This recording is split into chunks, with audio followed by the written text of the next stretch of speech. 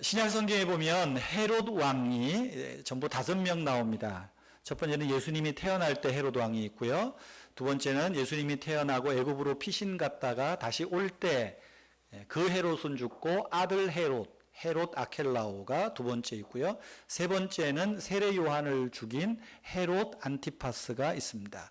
그리고 네 번째 헤롯 왕은 오늘 본문에 사도행전 12장에 나오는 헤롯 아그리빠 1세, 이렇게 로마 역사에서는 이야기합니다. 그 다음에 마지막 5번째는 사도행전 25장, 26장에 나오는 헤롯 아그리빠 2세. 거기에는 헤롯이라는 말은 없고 아그리빠라고 나오는데 이렇게 5명이 나옵니다. 오늘 본문에 나오는 이 헤롯 아그리빠 1세는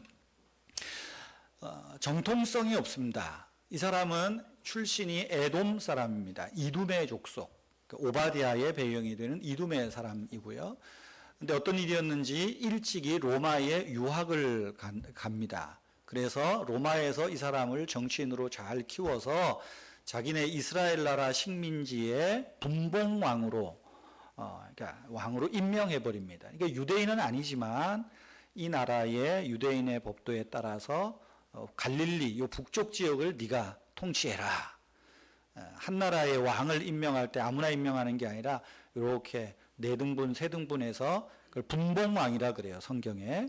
그래서 갈릴리 지역의 분봉왕으로 세웁니다. 근데 이 사람 굉장히 정치적 술수가 아주 좋았던 사람 같아요. 당시에 이 사람은 갈릴리 분봉왕으로 있고 남쪽의 유다 분봉왕에는 헤롯 안티파스, 세례 요한을 죽인 헤롯이 있었어요. 근데 이제 이 사람은 세례 요한 죽이고 자기 누구의 제수를 아내로 맞아들이고 그러니까 굉장히 많이 탄압을 받고 이렇게 밀려날 지경이죠. 그럴 때를 잘 이용해서 이 갈릴리 분봉왕인 헤롯 아그리빠 1세가 남쪽의 분봉왕 헤롯을 몰아내고 자기 스스로 이제 내가 이스라엘의 왕이다 이렇게 이야기를 합니다. 그런데 유대인들의 입장에서는 헤롯 아그리빠가 에돔 사람, 이두메 사람이기 때문에 정통성이 없어요. 그러니까 별로 반기지를 않습니다. 그러니까 어떻게 하면 이스라엘을 내가 좀 왕답게 잘할까? 2가지가 있어요. 하나는 로마의 인정을 받는 것. 그런데 이것은 이미 로마 유학파이기 때문에 로마로부터는 인정을 받았어요. 두 번째는 유대인들에게 인정받는 것입니다. 유대인들의 마음에 기쁨을 주는 거죠. 어떻게 내가 유대인들의 마음을 살 수 있을까 생각을 하다가 내린 결론이 있습니다. 유대인들이 그렇게 싫어하는 예수쟁이들을 이제는 공권력을 가지고 핍박하자. 유대인들은 대표적으로 바리새인이나 사두개인들은 어떤 사람들입니까? 그들이 자기들의 종교로 예수를 십자가에 못 박아 죽였습니다. 그런데 예수님이 사흘 만에 부활하셨죠. 그리고는 그 제자들이 어떻게 말합니까? 너희들이 죽인 예수를 하나님이 주와 그리스도가 되게 하시려고 다시 살아내셨도다. 그러니까 유대인들이 예수를 믿는 자, 예수의 제자 얼마나 싫겠어요. 그러니까 이른바 자기 유대교 입장에서는 배교자라 그래서 기독교인들을 박해하고 핍박했는데 거기에다가 이제는 정치에 공권력으로 더한다 그러면 얼마나 좋아하겠어요. 그래서 이 헤롯 아그리빠가 생각해낸 것 중에 하나가 예수님의 제자들을 잡아다가 죽이자 한 겁니다. 그래서 1절, 2절에 보시면 요한의 형제 야고보를 칼로 죽이니 이른바 참수형을 시킨 것입니다. 12제자 중에 하나 사도 요한의 형제 야고보를 칼로 죽였습니다. 그리고 보니까 어떻게 말해요? 유대인들이 매우 기뻐합니다. 야, 잘했다. 우리가 못할 일을 에돔 출신의 헤롯이 했다. 좋아합니다. 그러니까 내친 김에 저들의 마음을 확실히 내 편으로 만들자. 그래서 어떻게 해요? 베드로도 이번 참에 죽이자. 그래서 베드로를 잡아 죽이기 위해서 잡습니다. 그런데 이상하게도 그 기간이 무교절 때입니다. 무교절은 6월절 그리고 그 다음부터 한 주간 일주일 동안 6월절의 규례를 지키는 때를 무교절이라고 말합니다. 6월절 무교절은 아시다시피 유대인들에게는 가장 큰 명절, 성일 아니겠어요? 그러니까 유대인의 관습에서는 이 무교절에는 사람을 재판하거나 죽이지 못하도록 관례가 되어 있습니다. 그러니까 자기가 아무리 유대인의 마음을 사기 위해서 무교절에 잡아가지고 막 탁 죽이면 유대인들이 뭐라 그러겠어요? 저 근본도 없는 놈이니까 저런다 그럴 거 아니겠어요? 그러니까 그래, 그러면 무교절 기간 일주일 동안을 옥에 가두어 두었다가 요 기간이 끝나면 베드로를 참수시키고 그러면 유대인들이 나를 얼마나 지지하고 나를 얼마나 좋아해 주겠나, 내가 유대인들을 얼마나 기쁘게 하겠나, 이 생각을 하고 베드로를 잡아 가두었습니다. 여러분, 지금 이 상황을 한번 생각해 보십시오. 희망이라고는 눈꼽만치도 보이지 않는 절체절명의 상황입니다. 야고보의 참수형은 예루살렘 교인들에게는 그야말로 충격적인 사건입니다. 그런데 설상가상 베드로의 목숨마저 이제 며칠 후면 그 목이 잘려나갈 그야말로 풍전등화와 같은 상황입니다. 사람의 힘으로는 어찌할 수 없는 일입니다.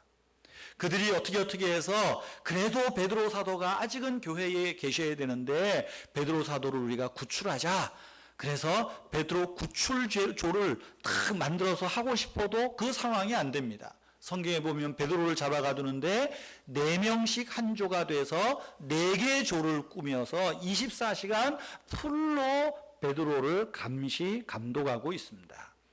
손에도 발에도 쇠사슬을 채우고 철저하게 감시합니다. 감히 베드로를 구출해낼 형편도 못 됩니다.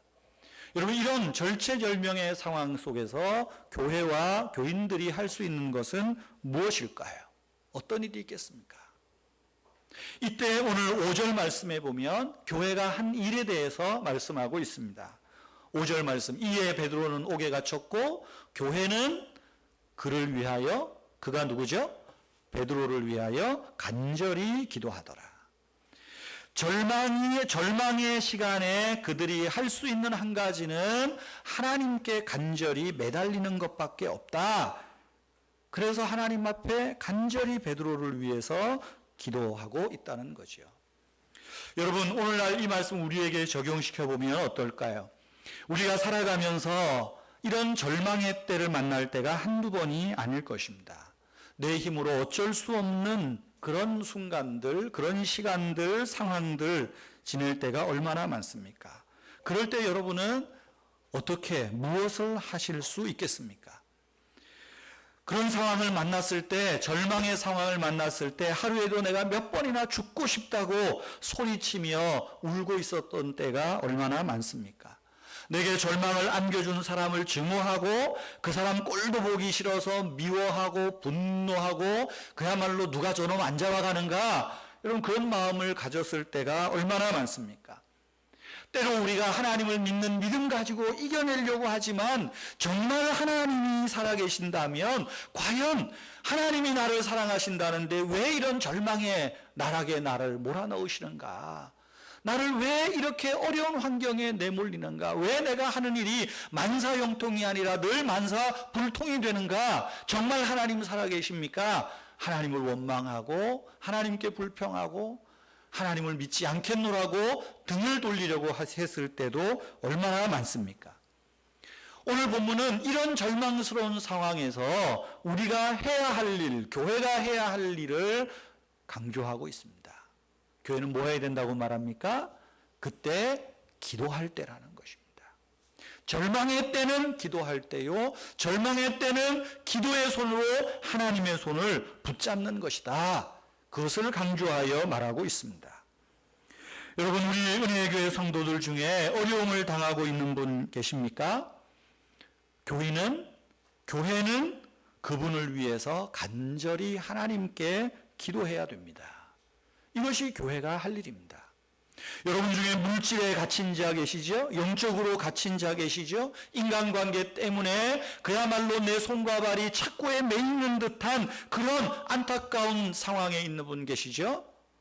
여러분이, 교회인 여러분이 먼저 기도하셔야 되고, 교회에 함께 소속되어 있는 믿음의 형제 자매들이 위에서 중보의 기도를 해야 됩니다. 요즘 제가 아침마다 새벽에 나와서 제일 먼저 하는 일이 있습니다.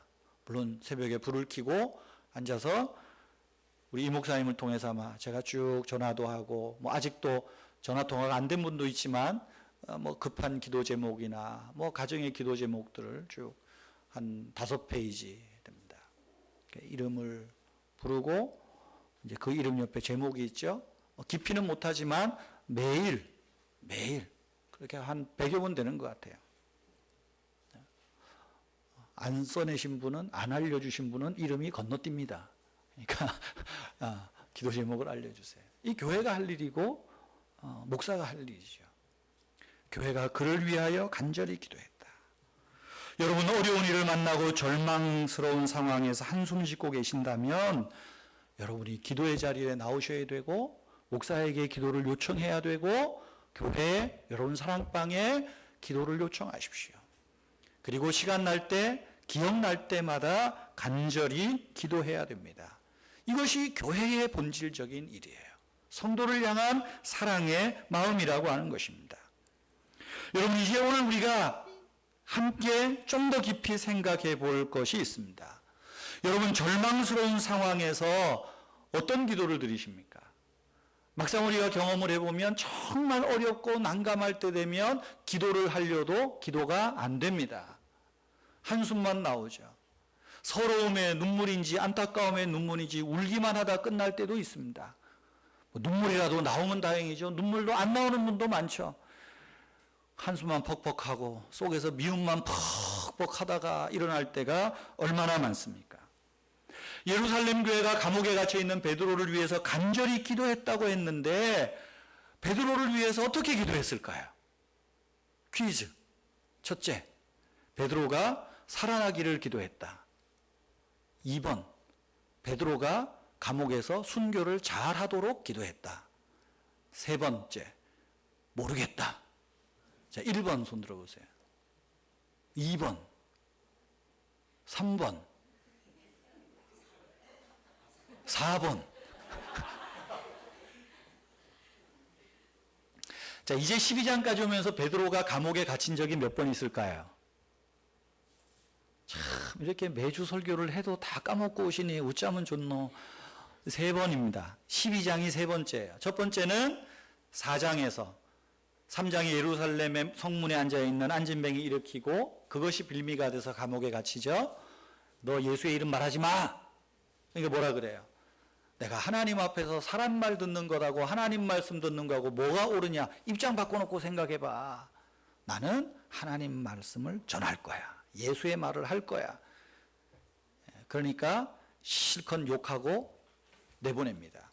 두 번째, 사도행전 5장에 보면 교회가 계속 부흥하니까 사두개인들이 시기로 베드로뿐 아니라 사도들을 잡아가둡니다. 이때는 사실은 죽이기 위해서예요. 그런데 그날 밤에 하나님께서 천사를 보내셔서 옥문을 열고 베드로와 사도를 끄잡아내십니다. 그러면서 하는 말이, 너는 성전에 가서 하나님의 말씀을 담대히 전하라. 그리고 성전에 가서 말씀을 전합니다. 그 다음날 산헤드린 공회가 재판하고 처형하려고 하니까 옥문에 사람이 없는 거예요. 죄수가 없는 거예요. 그래 어떻게 합니까? 성전에 가보니까 설교를 하고 있어요. 베드로를 잡아옵니다. 재판을 합니다. 다 죽이자 그래요. 그때 가말리엘이라고 하는 원로 중에 원로가 나서서 말하죠. 죽이는 건 안 된다. 만약에 이 사람들의 일이 정말 하나님께로 왔으면 이 피해 값을 어떻게 감당하려고 그러느냐? 죽이면 안 된다. 이 사람의 하는 일이 하나님의 일이 아니면 잠깐 일어나다가 끝날 거다. 그래서 그 자리에서 사형을 못하고 그 말을, 가말리엘의 말을 듣고 심히 채찍질하고, 저번에 말씀드렸죠? 39대 채찍으로 다 거반 죽게 될 만큼 때리고 풀어 놓아줍니다.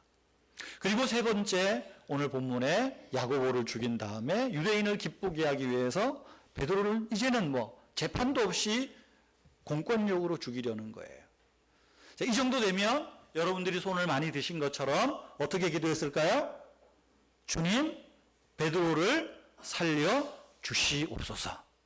지난 두 번의 투옥 때도 하나님이 은혜를 베푸셨던 것처럼 이번에도 베드로 사도님을 풀어내 주셔서 교회를 세우고 복음을 전하고 예수의 이름을 증거하게 하옵소서. 그렇게 기도했겠지요. 믿습니까? 예, 그렇게 기도했다고 저도 믿습니다. 그런데 문제가 생깁니다. 베드로가 풀려났어요. 천사가 와서 풀어주고, 베드로가 제일 먼저 찾아간 곳이 어디입니까? 베드로를 위해서 기도하던 곳으로 갑니다. 교회로 사용되던 마가 요한의 어머니 집으로 가죠. 마가의 다락방으로 가는 것입니다. 가가지고 문을 두드립니다. 나왔네. 오늘 본문 보시면 문을 두드리는데 12절에 보면 여러 사람이 거기에 모여 기도하고 있더라. 그러니까 일주일 동안 아마 기도 부대를 동원해서 계속 기도하고 있는데 베드로가 문을 두드려요. 그러니까 야, 혹시 우리도 잡으러 왔나 가봐라.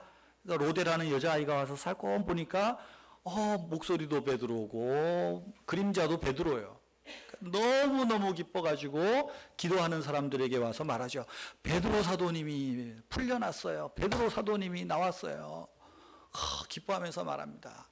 그런데 기도하고 있는 분들의 반응이 어떻습니까? 너 미쳤나? 너 미쳤니? 베드로가 감옥에 있어야지 왜 여기 와 있어? 너 미쳤냐? 아닙니다. 진짜 베드로입니다. 정말이에요. 그랬더니 그래, 베드로의 수호천사가, 그의 천사가, 수호천사가 아마 우리의 기도를 위로해 주기 위해서 잠깐 온 거야. 베드로는 여기 안 있고 감옥에 있어. 계속 문 두드리니까 어떻게 해요? 사람들이, 야, 누가 이렇게 시끄럽게 하는 거야? 나가보고 베드로가 그 앞에 짠 서 있는 겁니다. 16절에 보면 그들이 베드로를 보고 놀라니라. 자, 이제 이 정도 되면 베드로의 석방을 위해서 기도했던 사람들의 믿음이 있습니까? 믿음이 좋습니까? 별로입니까? 누구의 믿음이 좋아요? 로데의 믿음이 좋겠죠? 이게 이제 우리의 관점이에요. 제가 오늘 12절에 깨닫고라는 말을 알기 전에는 다 저도 그렇게 예전에 한번 설교했던 것 같습니다. 여러분, 예루살렘 교회 성도들의 믿음이 우리의 믿음과는 차원이 다른 분들입니다. 근데 우리가 여기 베드로가 짠 나타나도 믿지 못했던 사람들의 믿음이 별로였다라고 하는 것은 우리의 관점이죠. 우리가 어때요? 하나님, 열심히 기도하고는 돌아서서 어떻게 합니까? 근데 그게 되겠어? 내가 기도는 열심히 해놓고 기도 응답에 대해서는 확신을 안 해요.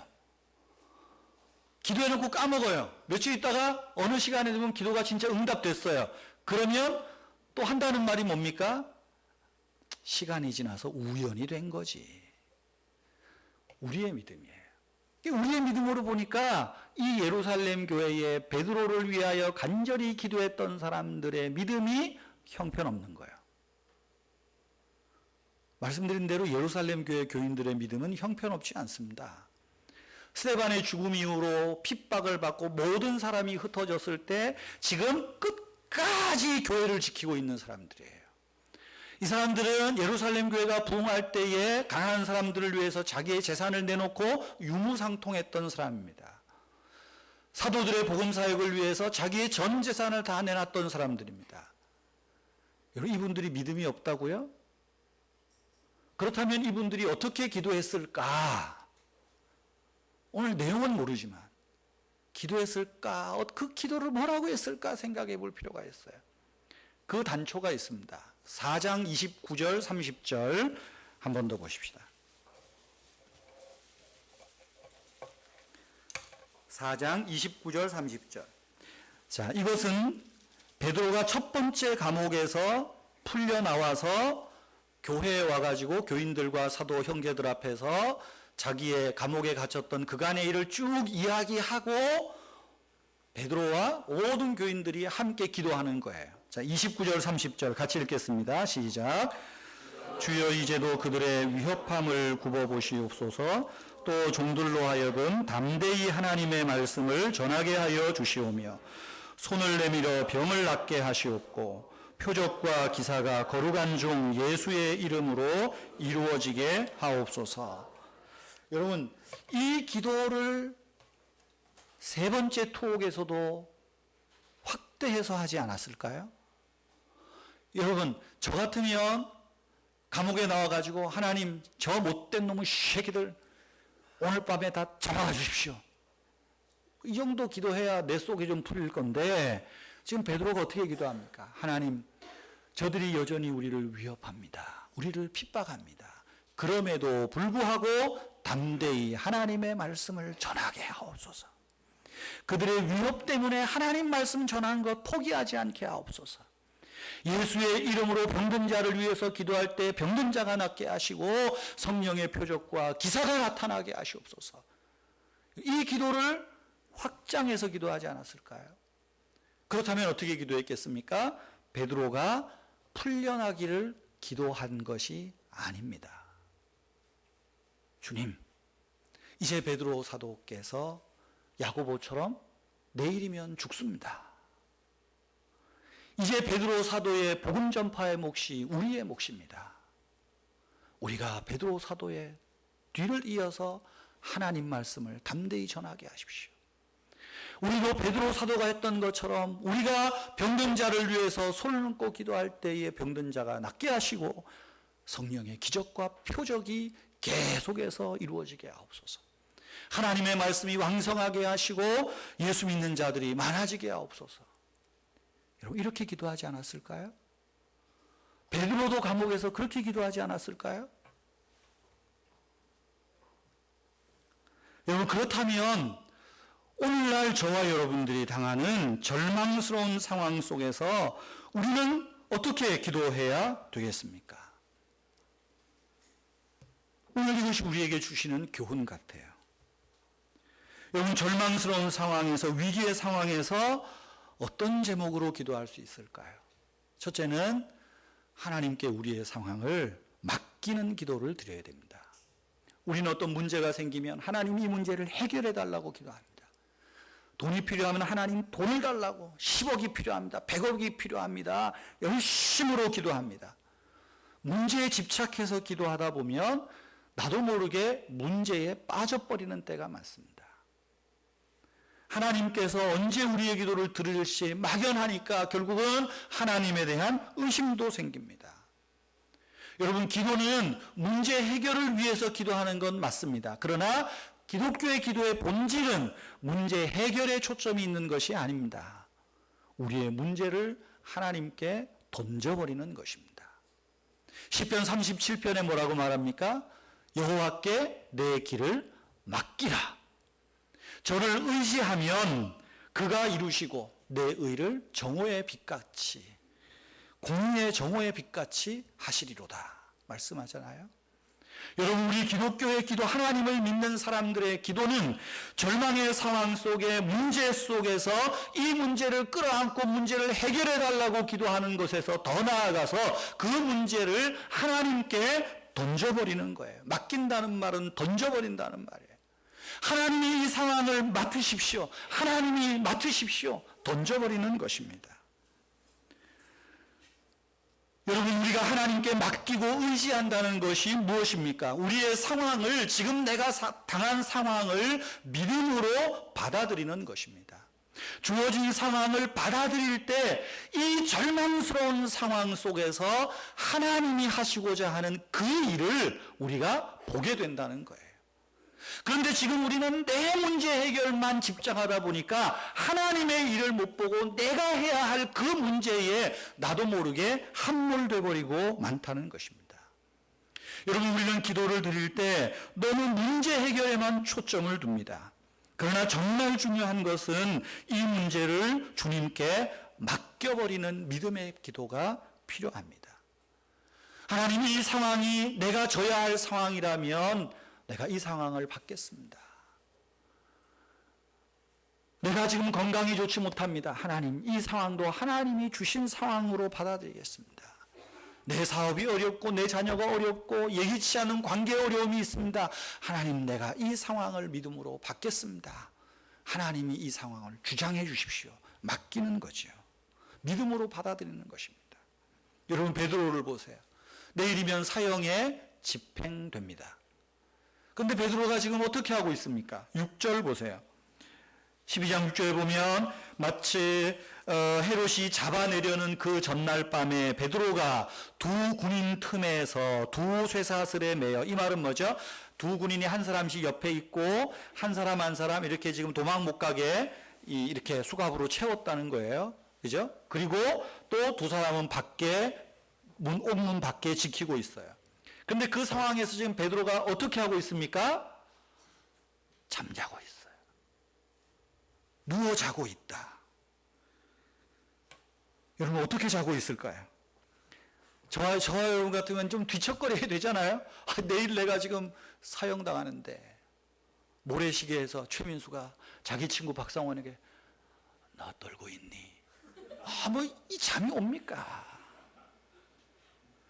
근데 베드로는요, 뒤척거리는 잠이 아니에요. 아주 깊은 단잠을 자는 겁니다. 어떻게 알 수 있나 하면 7절에 보세요. 호련히 주의 사자가 나타나서 옥중에 광채가 빛나며 또 베드로의 옆구리를 쳐 깨워 이르되, 여기 베드로의 옆구리를 쳤다 그래요. 지금 천사가 와가지고 야야야 일어나라, 가자 쟤네들 깨면 큰일 난다, 가자, 이게 아니라 일어나라고 발로 차는 거예요. 여기 쳐 깨워라는 말은 탓소라는 말인데 몽둥이를 가지고 후려치는 단어예요. 그러니까 지금 얼마나 깊이 잠들었으면 막 차는 거예요. 일어나, 가자. 깜짝 놀라보니까 쇠사슬이 스르륵 풀리고, 그럼 나오는데 옥문도 샤락 열리고. 자, 베드로가 하나님 나 살려주십시오, 할 일이 많습니다, 그렇게 기도했다면 이 상황에서 어떤 노래가 나와야 됩니까? 핸델이 살았다면 핸델의 할렐루야를 불렀겠죠. 할렐루야, 전능의 왕 찬양해야 정상이죠. 그런데 베드로가 뒤에 보면 꿈인가 생신가 환상인가, 지금 내가 꿈속에서 풀려나고 있구나, 지금 그러고 있어요. 예루살렘 교인들은 어때요? 베드로가 와가지고 묻두드리는데 깜짝 놀래요. 만약에 이분들이 베드로가 살아나기를 기도했다면 역시 할렐루야 찬송이 저절로 나네, 이게 나와야 돼요. 근데 우리는 당시 내일 돌아가시는 줄 아는데 왜 여기 계시죠? 이겁니다. 어떻게 이런 일이 있죠?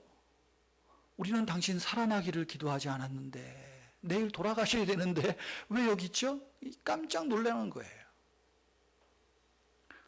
왜 이런 일들이 일어날까요? 모든 상황을 인정했어요. 그래, 내가 죽으면 죽으리이다, 에스더처럼. 그리고 어때요? 하나님께 맡기는 겁니다.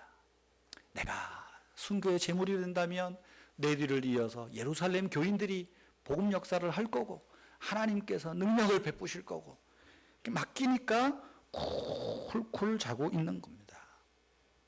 여러분, 기도는 하나님께 내 길을 맡기는 것입니다. 그럴 때 평안이 있어요. 베드로가 평안히 잠을 잘 수 있던 건 뭐예요? 맡기기 때문이죠. 맡기니까 죽으면 죽으리라, 살면 살 것이고, 살든지 죽든지 주 뜻대로 하소서. 맡기는 믿음의 기도예요. 단순한 거죠.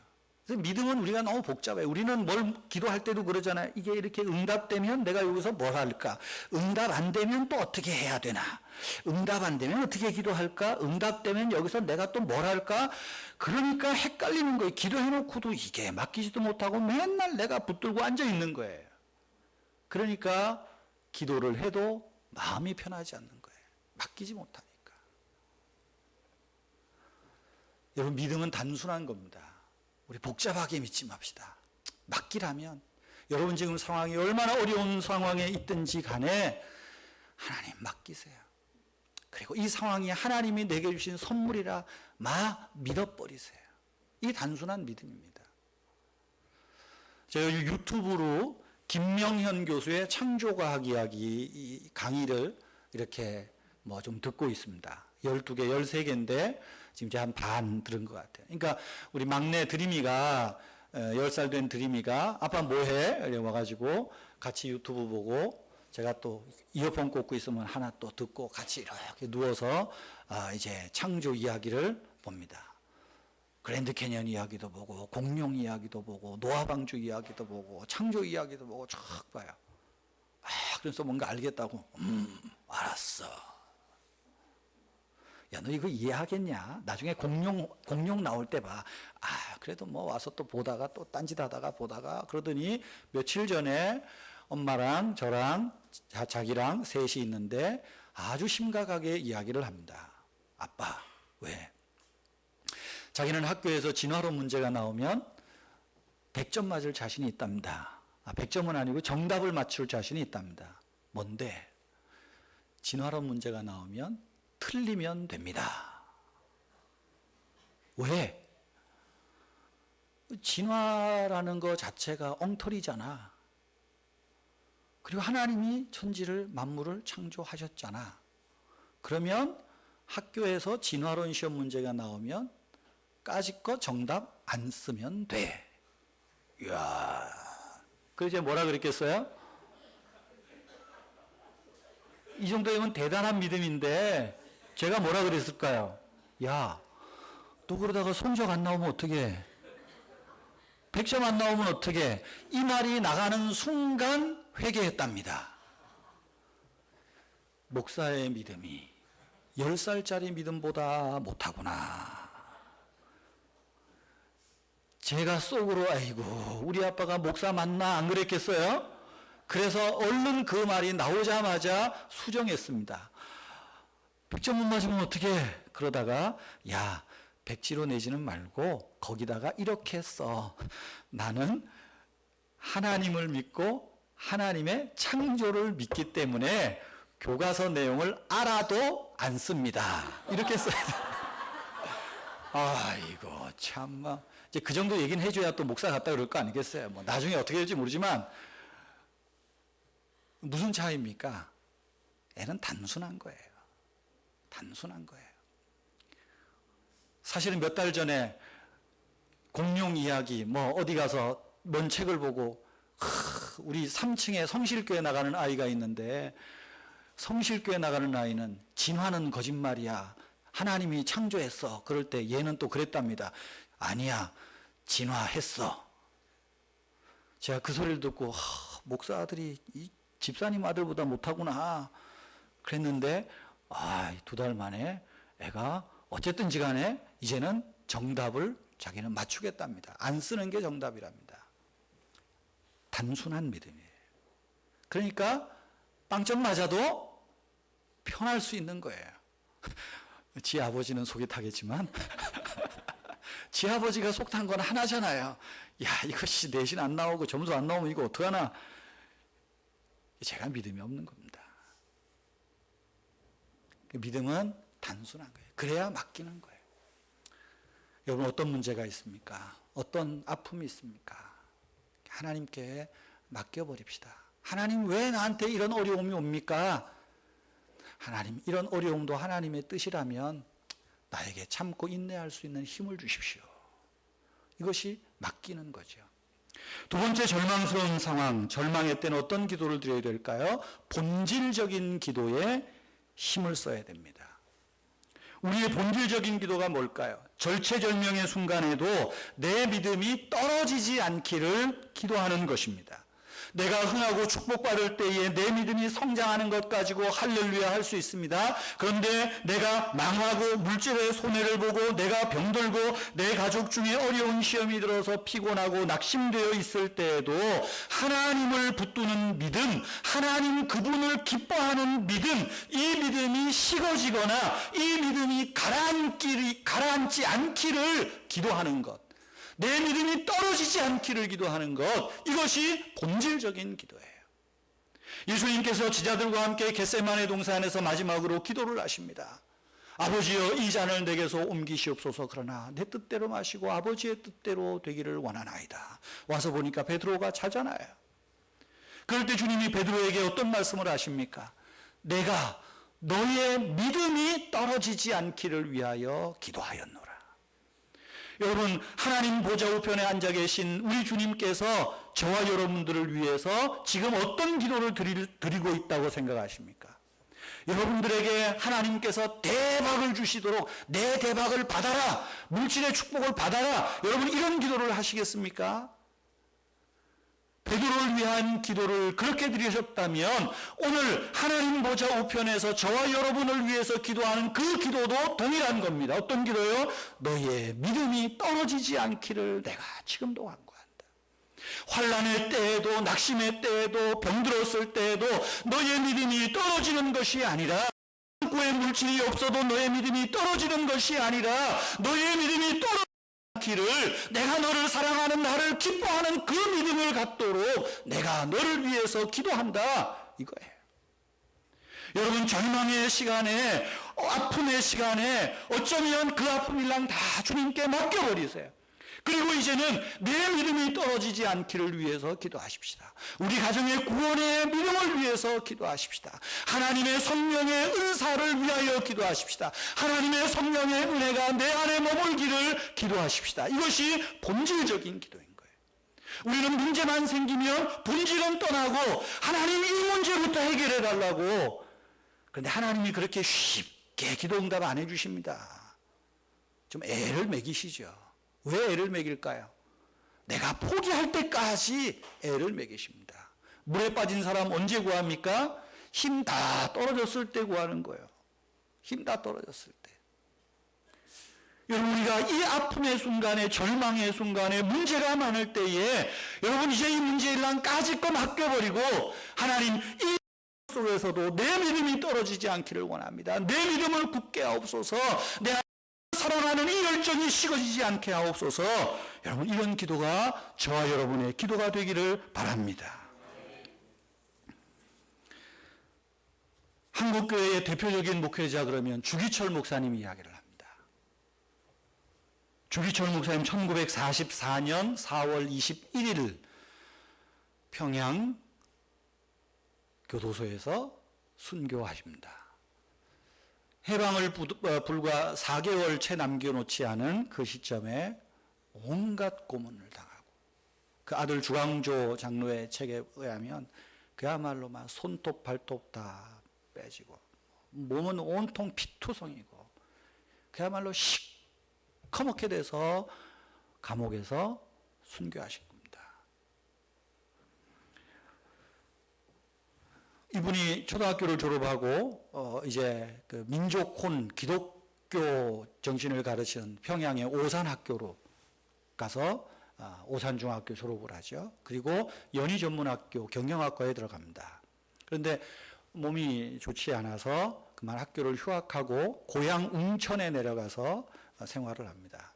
경상도 웅천교회에 이제 젊은 집사로 섬기는데 1919년 만세운동이 일어나서 이제 집사로 교인들을 이제 으쌰으쌰해서 만세운동에 참석해요. 이제 그 웅천 지역의 만세운동의 주모자라고 해서 이제 집사님 때 감옥에 갇힙니다. 그리고 2달 후에 풀려나죠. 그리고 이제 건강을 회복하고 또 김익도 목사님을 통해서 은혜를 받고 내가 주의 길을 가겠다. 내가 서울로 공부하러 간다. 다 연희 전문학교 복학하는 줄 알았더니 서울로 간 게 아니라 평양신학교에 가서 입학하고 목사가 됩니다.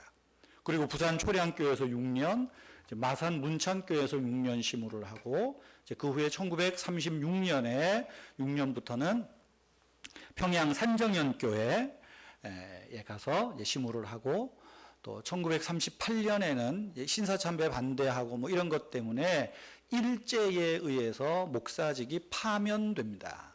물론 또 거기에 교회의 목사들이 앞장을 섰지만 뭐 그럽니다.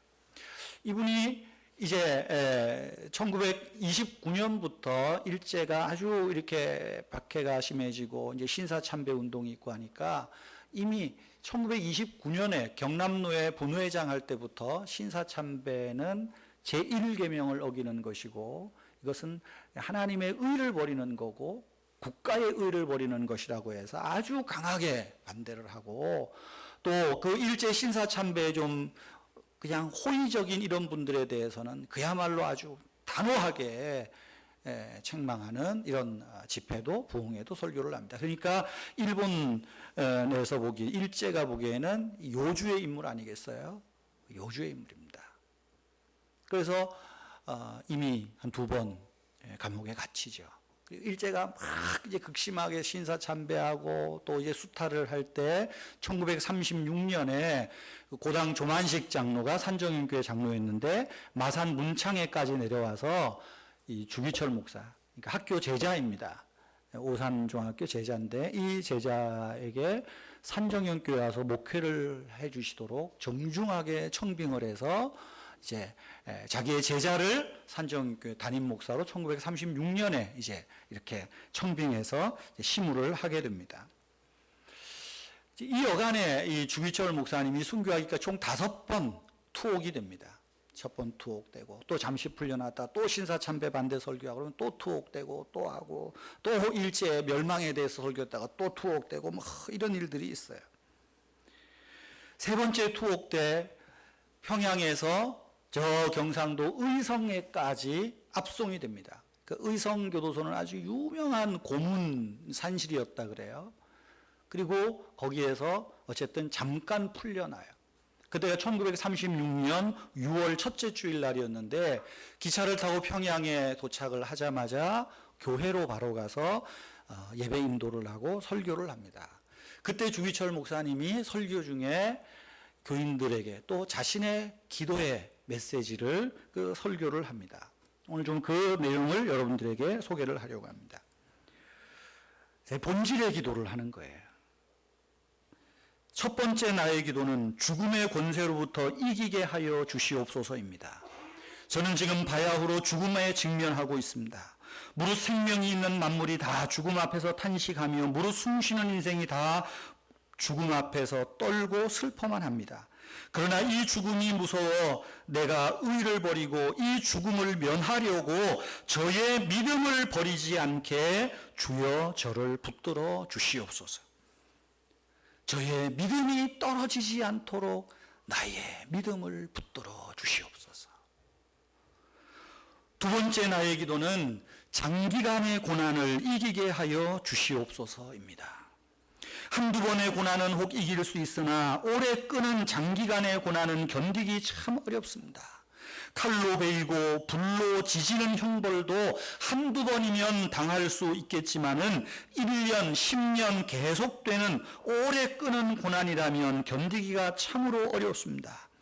그것도 절대 면할 수 없는 형벌이라면 어쩔 수 없이 당해야 하겠지만 내 말 한마디로 타협하거나 고개 한번 까딱하면 이 형벌을 면할 수 있다고 생각될 때 그 어느 누구도 넘어지기 마련입니다.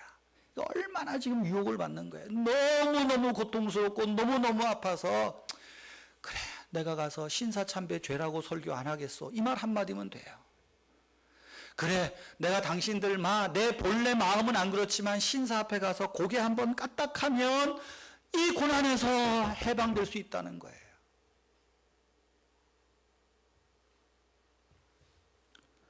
그 유혹을 이야기하는 거죠. 그런데 어떻게 말하나 보세요. 다만 내 주님만 의지하오니 나를 붙들어 주옵소서. 이제 받는 고난은 오래가야 70생이요 장차 받을 영광은 주님과 더불어 영생불사의 몸이 될 것이라 오직 주님의 십자가만 보고 나아가노니 이 몸을 붙들어 주사 이 환난을 이기게 하여 주시옵소서. 환난에서 살려달라고 기도하지 않아요.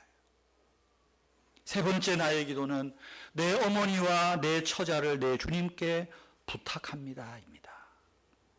저에게는 70이 넘은 어머니와 병든 아내와 아들 넷이 있습니다. 어머니를 모셔야 하는 자식으로서의 의무도 지중하고 한 남편과 아비 된 책임도 무거워 더욱 괴롭습니다. 이 몸이 남의 발길에 채이고 상할 때 내 어머니는 얼마나 가슴 아파하시겠습니까? 또 내 아내는 병약한 몸으로 일생을 나를 위해 바쳤건만 나는 남편으로서 책임도 못하고 아버지로서 자식을 키우고 돌봐야 할 의무마저 저버리고 말았습니다. 짐승도 제 새끼를 사랑할 줄 알거든 어린 자식을 떼어두고 죽음의 길을 가지 아니할 수 없는 이 마음 한없이 괴롭습니다.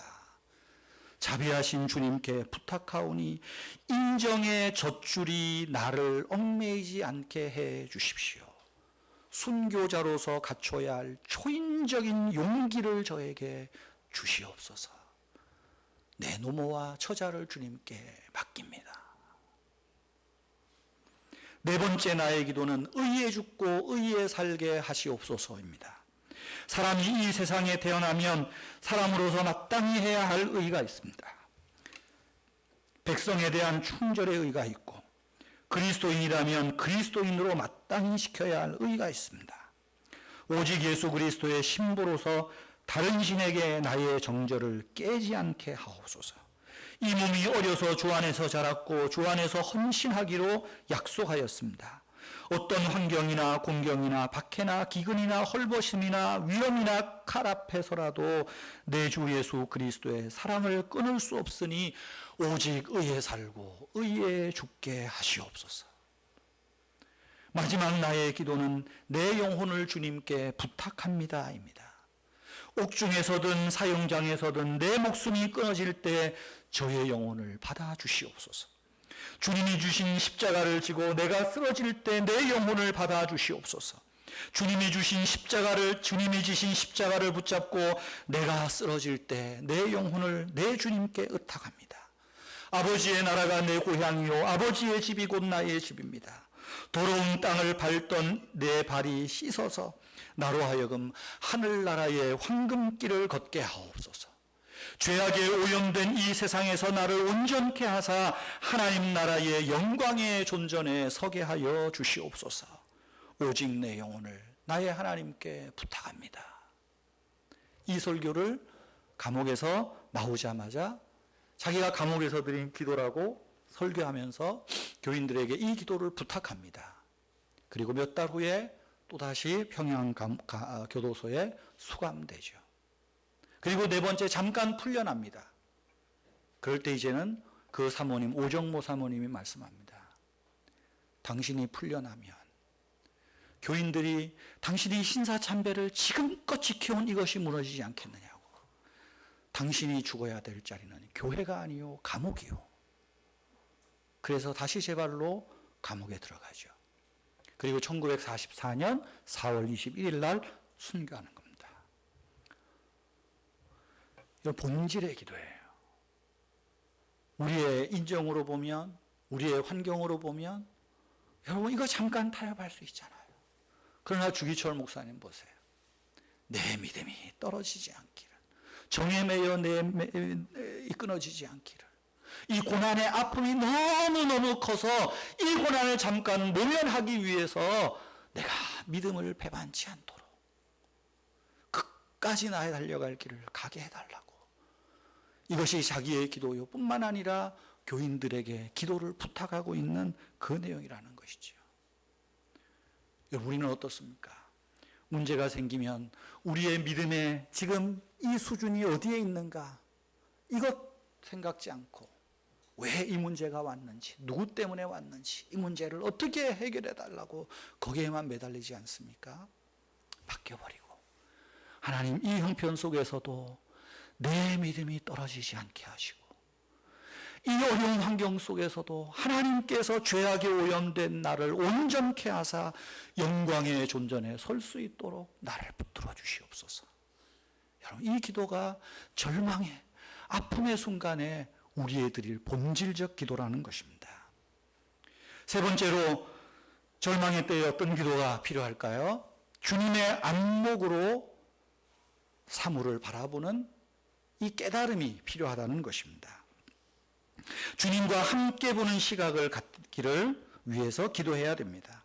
여러분 12절 말씀 보세요. 12절에 보시면 베드로가 풀려나와서 환상인 줄 하다가 천사가 떠나고 정신이 들어서 깨달았어요. 12절에 보니까 깨닫고 이야기합니다.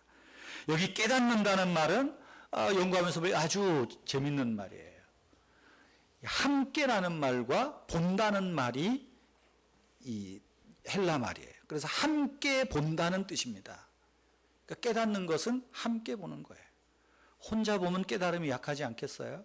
혼자 보면 보는 게 불완전하지 않겠어요? 함께 보는 거예요.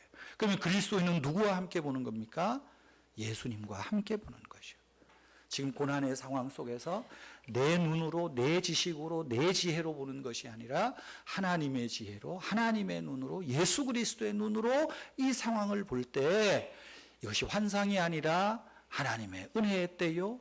하나님께서 이 상황 속에서 어떻게 나의 쇠사슬을 풀어주시고 옥문을 풀어주시는지 하나님의 역사를 보게 된다는 것입니다. 이 깨달음이 필요한 거죠. 사랑하는 성도 여러분, 베드로는 벽돌로 지어진 감옥에서 눈에 보이는 쇠사슬에 매여 있습니다. 오늘날 우리는 어떻습니까? 나라는 감옥에 갇혀서 보이지 않는 나라는 쇠사슬에 묶여 있습니다. 여러분, 때로 이것 때문에 우리가 얼마나 묶여 있는지 모릅니다. 가슴 아파하는지 모릅니다.